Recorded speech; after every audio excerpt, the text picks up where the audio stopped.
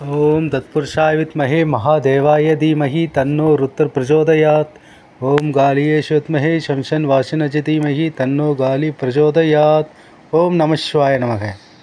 ஜோதி நண்பர்களுக்கு வணக்கம். இந்த வீடியோவில் நம்ம எதை பற்றி பார்க்க போகிறோன்னா, ஒருவருக்கு தசாபுத்தி மிக மிக முக்கியமாக அல்லது கோல்சாரம் அப்படின்ற கோச்சார பலன் மிக மிக முக்கியமாக அப்படின்ற பற்றி தான் இந்த வீடியோவில் தெளிவாக பார்க்க இருக்கின்றோம். அன்பர்களே, நம்மளில் பல பேர் நிறைய அஸ்ட்ராலஜிஸ்ட்டை போயிட்டு ஜாதகத்தை காட்டி எனக்கு எப்போ நல்ல டைம் வரும் அப்படி சொல்லிட்டு கேட்டிருப்போம். அதில் உங்களுக்கு அட்டமாதிபதி தசை நடக்குது, பாக்கியாதிபதி தசை குரு தசை இன்னும் சில மாதத்தில் ஸ்டார்ட் ஆக போகுது. ஸோ இந்த 3 மாதத்தில் உங்களுக்கு நல்ல டைம் 16 வருஷம் குரு தசை ஸ்டார்ட் ஆக போகுது. ஒரு பாக்கியத்தினுடைய பலனை உங்களுக்கு தருவார். பாக்கியாதிபதி தசை நடக்கும்போது பல கோடிகளுக்கு நீங்கள் அதிபராகக்கூடிய யோகம் இருக்குது. அல்லது தனாதிபதியுடைய தசை நடக்கும்போது நல்ல செல்வ செழிப்பான வாழ்க்கை இருக்குது. ஸோ இன்னும் 3 மாதம் அல்லது 6 மாதத்தில் இந்த லக்கியான அதிர்ஷ்டமான தசை நடக்க போகுது. அதாவது 5ஆம் வீட்டின் அதிபதியோட தசை அல்லது 9ஆம் வீட்டின் அதிபதி தசை அல்லது தனாதிபதி தசை, இது போல் ஃபேவரபுளான நல்ல டைம் வரப்போகுது. ஸோ இன்னும் 3 மாதம் அல்லது 6 மாதத்தில் உங்களுக்கு நல்ல டைம் ஸ்டார்ட் ஆக போகுதுன்னு சொல்லுவாங்க. ஆனால் 3 மாதமாகும் 6 மாதமாகும் நல்ல பலன் ஸ்டார்ட் ஆகவே ஆகாது. அப்புறம் 6 மாதம் கழிச்சு நீங்கள் போய் கேட்டிங்கன்னா உங்களுக்கு குரு தசையில் குரு புத்தி போகுது. சுய புத்தி எப்போவுமே நல்ல பலன் தராது. அதனால் குரு தசையில் குரு புத்தி முடித்து சனி புத்தி ஸ்டார்ட் ஆனதும் உங்களுக்கு சூப்பரான பலன் வரும் அப்படின்னு சொல்லுவாங்க. உங்களுக்கு குரு புத்தியும் முடிஞ்சு 2வது புத்தி ஆகிய சனி புத்தியும் முடிஞ்சிடும். அதுக்கு பிறகு நீங்கள் போய் கேட்டிங்கன்னா, இல்லை குரு தசையில் ஃபஸ்ட் ஹாஃபு பேடாக தான் இருக்கும், செகண்ட் ஹாஃபு சூப்பராக இருக்கும் அப்படின்னு சொல்லுவாங்க. உங்களுக்கு 16 வருஷத்தில் 8 வருஷம் முடிஞ்சு செகண்ட் ஹாஃபில் போகும்போது அப்போயே நல்ல பலன் வராது. அப்படியே அடுத்தடுத்தது புத்தி வந்து 16 வருஷமும் ஓவர் ஆகிடும். அந்த 16 வருஷத்தில் ஒரு நல்ல பலனும் உங்களுக்கு இருந்திருக்காது. ஆனால் ஜாதகத்தில் குருபவன் வந்து நல்ல வலுவாக இருக்கிற மாதிரி தான் இருக்கும். அதாவது 5, 7, 9, 11லையோ அல்லது தனஸ்தானத்திலையோ இருப்பார். ஆனாலும் நீங்கள் எப்போது எந்த அஸ்ட்ராலஜிஸ்ட்டை கேட்டாலும் இது சரியில்லை, அது சரியில்லை, ஃபஸ்ட் ஹாஃப் சரியில்லை, செகண்ட் ஹாஃப் சரியில்லை அப்படின்னு ஏதாவது ஒரு காரணம் சொல்லிக்கிட்டே இருப்பாங்க. நீங்களும் வெறுத்து போய் அஸ்ட்ராலஜின்றது பொய் அப்படி சொல்லிட்டு போயிடுவீங்க. இந்த காலகட்டத்தில் நீங்கள் ஒரு விஷயத்தை நல்லா கன்ஃபார்ம் பண்ணிக்கணும். உங்கள் லக்னம் மேஷ லக்னம் தானா அல்லது ரிஷப் லக்னமா அப்படின்னு. ஏன்னா பொதுவாகவே இந்த லக்ன சந்தியில் பிறக்கிறவங்களுக்கு இந்த கஷ்டம் வரும். ஒரு லக்னத்தோட மிடில் பிறக்கிறவங்களுக்கு எந்த பிரச்சனையும் இருக்காது.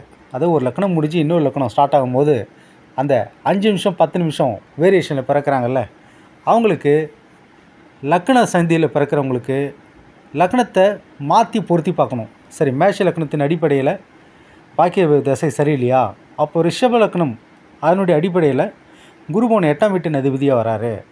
அதனால் 8ஆம் வீட்டின் அதிபதியுடைய பலன் சரியில்லாமல் இருக்கலாம் அப்படின்னு சொல்லிட்டு நீங்கள் உங்களுக்கு மேட்ச் பண்ணிக்கலாம். ஆனால் இப்படிப்பட்ட காலத்துலேயும் உங்களுக்கு கோல்சார பலன் நல்ல கை கொடுக்கும். யாருக்கெல்லாம் தசாபுத்தி பலன் சரிவர அமையலையோ அவங்களுக்கெல்லாம் கோல்சார பலன், அதாவது கோச்சாரன்னு சொல்லுவாங்க, அந்த கோச்சார பலன் ராசியினுடைய அடிப்படையில் எண்ணி பார்க்கும்போது கட்டாயம் உங்களுக்கு நல்ல மேட்ச் ஆகிடும். ஸோ நீங்கள் ராசியினுடைய அடிப்படையில் கூட நீங்கள் மேட்ச் பண்ணி பார்த்துக்கலாம்.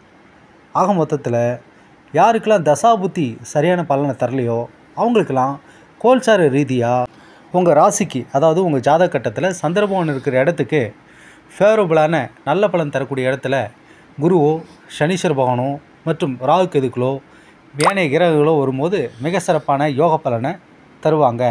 ஆக மொத்தத்தில் உங்களுக்கு தசாபுத்தி சரியில்லை, தசாபுத்தி வந்து சரியான பலனை அந்த முழு தசையிலும் ஒரு கிரகம் தரலை அப்படின்ற பட்சத்தில் நீங்கள் தசாபுத்தியே நினச்சிட்டு இருக்க வேண்டிய அவசியம் கிடையாது.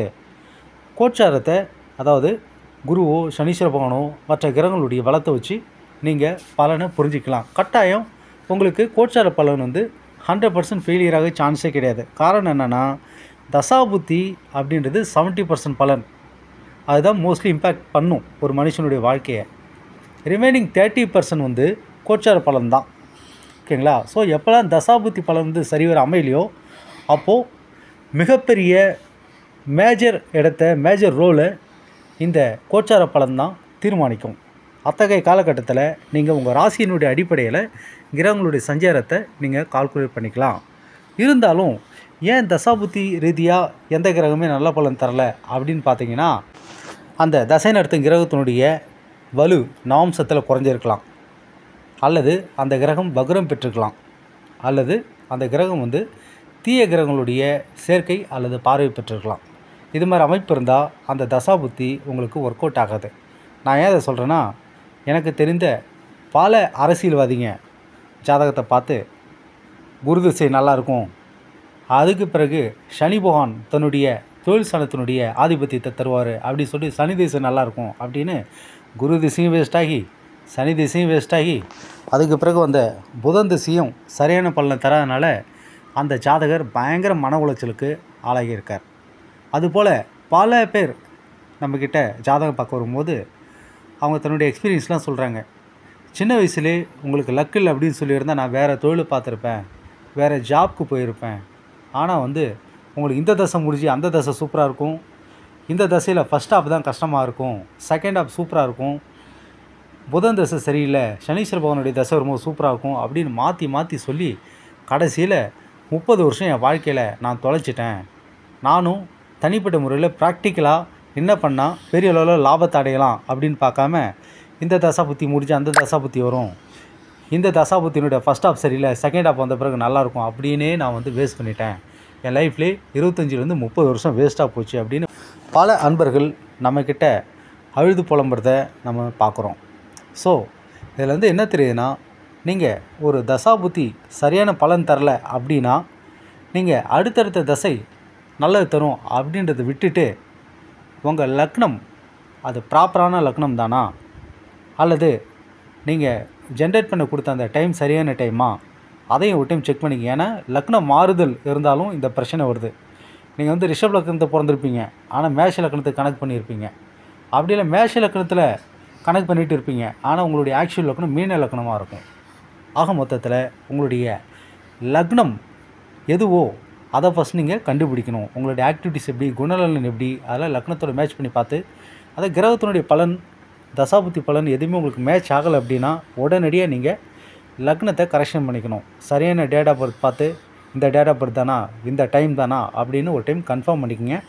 அப்படி பண்ணிட்டீங்கன்னா நிறைய பிரச்சனையை நீங்கள் தவிர்க்கலாம். அதே போல் சில பேர் சொல்லுவாங்க பாக்கியாதிபதி தசை சூப்பராக இருக்கும், தனாதிபதி தசை சூப்பராக இருக்கும், பூர்வ புண்ணியாதிபதி தசை சூப்பராக இருக்கும் அப்படின்னு. ஆனால் பாக்கியாதிபதி தசையிலையும் ஒன்றும் நடந்ததில்லை, பூர்வ புண்ணியாதிபதி 5ஆம் வீட்டு தசையும் வீக்காகி எவ்வளோ பேர் கஷ்டப்பட்டுருக்காங்க. ஆனால் கெட்ட திசைன்னு சொல்லக்கூடிய 6ஆம் வீட்டின் அதிபதியோட திசையில் எத்தனையோ பேர் மிகப்பெரிய அதிர்ஷ்டத்தை அடைஞ்சிருக்காங்க. ஆக மொத்தம் இந்த திசை தான் நமக்கு நல்லது பண்ணும், இந்த திசையை நமக்கு நல்லது பண்ணாது அப்படின்ற அந்த மென்டாலிட்டியை மாற்றிக்குங்க. ஏன்னா மேஷ லக்னத்தில் பிறந்த எத்தனையோ பேர் குரு திசை வேஸ்ட் ஆகி சனி திசையும் வேஸ்ட் ஆகி ஆனால் புதன் திசையில் மிகப்பெரிய கோடீஸ்வரர் ஆனதாக அவங்க தன்னுடைய அனுபவத்தை என்கிட்ட நேரடியாக சொல்லியிருக்காங்க. ஸோ எந்த தசாபுத்தியாக இருந்தாலும் சரி, அந்த கிரகத்தினுடைய அதாவது வீக்கான அந்த கிரகத்தினுடைய வேல்யூவை பவரை அதிகரிச்சுக்கிறதுக்கு நீங்கள் சில சாந்தி தீட்சித் பரிகாரத்தை ப்ராப்பராக பண்ணாவே போதும். அப்படி பண்ணிங்கனாவே, அதாவது சாந்தி தீட்சித் பரிகாரம்னா பெரிய அளவில் பரிகாரம்லாம் ஒன்றும் இல்லை, உங்களால் முடிஞ்ச அளவுக்கு அன்னதானம் பண்ணிங்கனாவே சிறப்பான பலன்.